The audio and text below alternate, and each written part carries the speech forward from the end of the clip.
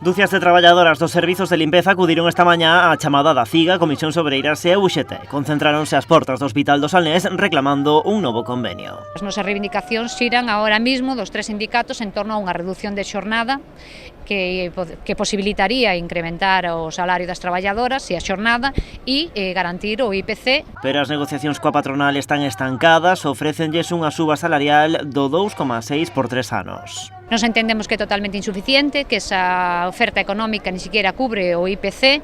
Os sindicatos lamentan a falta de vontade por parte da empresa Clece. Levan xa 10 reunións dende febreiro sen achegamento. Vemos que nestas reunións eles están dilatando no tempo.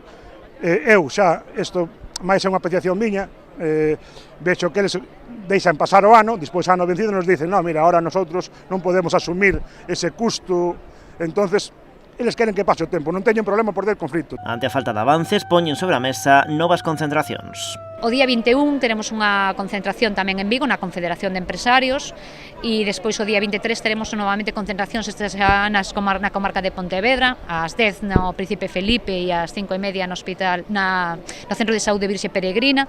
A próxima reunión da mesa de negociación será a finais deste mes, o día 27. Se daquela non se producen novidades, valorarán acabar recorrendo a folga.